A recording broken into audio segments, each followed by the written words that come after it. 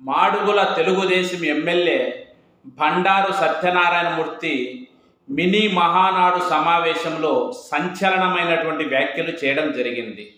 సత్యనారాయణమూర్తి గారు మాట్లాడుతూ, మా ప్రభుత్వం అధికారంలో ఉంది, అయినప్పటికీ అన్ని నియోజకవర్గాలకు సమానంగా అభివృద్ధి నిధులు ఇవ్వట్లేదు.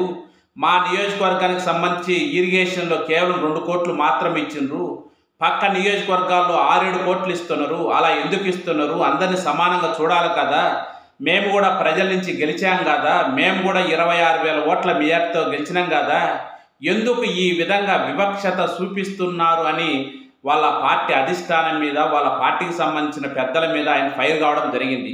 ఆ సమావేశంలో ఆయన మాట్లాడుతూ ఈ విషయాన్ని పార్టీ జిల్లా అధ్యక్షులకు కానీ, జిల్లా మంత్రులకు కానీ, ఇన్ఛార్జి మంత్రులకు కానీ చాలాసార్లు తీసుకెళ్లడం జరిగింది. అయినా కూడా దాని గురించి ఎవరు ఆలోచన చేయట్లేదు, పట్టించుకోవట్లేదు. ఇది చాలా అన్యాయం అని మాట్లాడుతూనే, మీరు ఒక పని చేయండి, ఒకవేళ మీరు ఏమి వివక్షతో పరిపాలించాలనుకుంటే మాడుగుల నియోజకవర్గానికి ఇక మిగిలిన 4 సంవత్సరాల కాలానికి మీకు ఎటువంటి నిధులు ఇవ్వము అని చెప్పండి. మేము కనీసం ఆశలు వదిలేసుకొని మాకు ఎవరైతే ఓట్లేసి గెలిపించిన ప్రజల దగ్గరకు పోయి మాకు ఓట్లేసినందుకు క్షమించండి అని ప్రజలను వేడుకుంటాం అని బండారు సత్యనారాయణమూర్తి గారు చెప్పడం జరిగింది.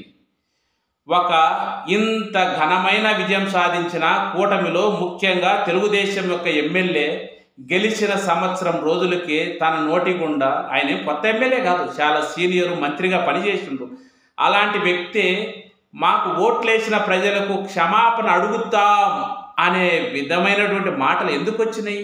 ఖచ్చితంగా వివక్ష జరుగుతుంది. ఈ కూటమిలో ఖచ్చితంగా వివక్షత 100% జరుగుతుంది. ఎలా జరుగుతుంది?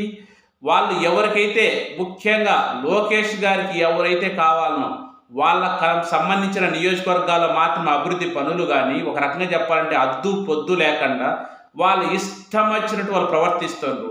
ఎవరైతే లోకేష్ గారిని పెద్దగా అంగీకరించినటువంటి, లేదా లోకేష్ నాయకత్వాన్ని ఒప్పుకోనటువంటి కొందరు సీనియర్లు, ఆయన గౌరవించినటువంటి, పట్టించుకున్నటువంటి వాళ్ళ నియోజకవర్గాల్లో మాత్రం వాళ్ళకు నిధులు ఇవ్వడం లేదు. ఇది సత్యం. కానీ ఈ కూటమికి, ఈ తెలుగుదేశానికి సంబంధించి ముఖ్యంగా ఆంధ్రప్రదేశ్ ముఖ్యమంత్రి చంద్రబాబు నాయుడు గారు కానీ, అటువైపు పవన్ కళ్యాణ్ గారు కానీ, అటువైపు బీజేపీ అధ్యక్షురాలు మేడం పురంధేశ్వరి గారు కానీ ఏం మాట్లాడుతున్నారు?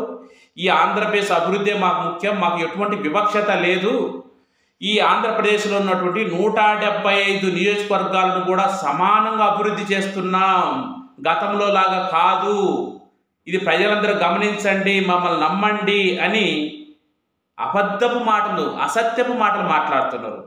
మీ పార్టీకి సంబంధించిన ఎమ్మెల్యే మీరు సమాన దృష్టితో చూడలేదని, సమానంగా నిధులు ఇవ్వలేదని ఆయన గగ్గోలు పెడుతుంటే మీరు మాత్రం 175 నియోజకవర్గాలు సమానంగా చూస్తున్నారా?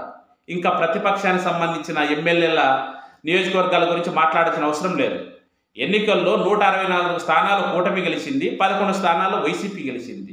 అంటే వైసీపీ గెలిచినటువంటి స్థానాల్లో ఇంకా అభివృద్ధి గురించి ఆలోచించాల్సిన అవసరం ఉందే? వాళ్ళ ఎమ్మెల్యే ఇలాంటి మాటలు మాట్లాడుతున్నప్పుడు వాళ్ళేమో మేము అన్ని నియోజకవర్గాలు సమానంగా చూస్తున్నామని చెప్తుంటే ఏది నిజమని మనం నమ్మాలి?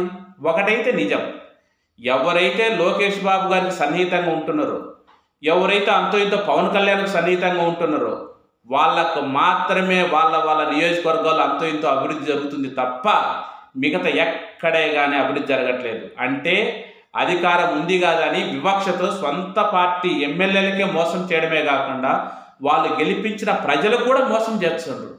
ఇంకా ప్రతిపక్షం వాళ్ళు ఈ 5 ఏళ్ల పాటు ఆ దేవుణ్ణి వేడుకోవాలి, ప్రజలను వేడుకోవాల్సిందే, చేయగలిగింది ఏమీ లేదు కదా. వాళ్ళ సొంత పార్టీ నేతలకు వివక్షత చూపిస్తుంటే ప్రతిపక్షం గురించి ఏం ఆలోచిస్తారు? ఇదంతా ప్రజలు చాలా బాగా గమనించాలి. ఏదైనా ఒక పార్టీ అధికారంలోకి వచ్చినప్పుడు నిధులు అనేటివి సమానంగా అన్ని నియోజకవర్గాలకు ఇవ్వాలి. ఒకవేళ ఎక్కడన్నా వెసులుబాటును బట్టి అత్యవసరమైన, ఎక్కువ అవసరమైన వాటికి సడలింపు ఇవ్వచ్చు. కానీ సమానంగా నిధులు ఇచ్చేటువంటి ఒక ఆలోచన చేస్తున్నప్పుడు అన్ని నియోజకవర్గాలకు సమానంగా ఇవ్వాలి కదా. దీనిపై ప్రజలు బాగా ఆలోచించి మీరు భవిష్యత్తులో ఎలాంటి నిర్ణయం తీసుకోవాలనుకుంటున్నారో ప్రతి ఒక్కరూ కామెంట్ చేయండి, లైక్ చేయండి, షేర్ చేయండి.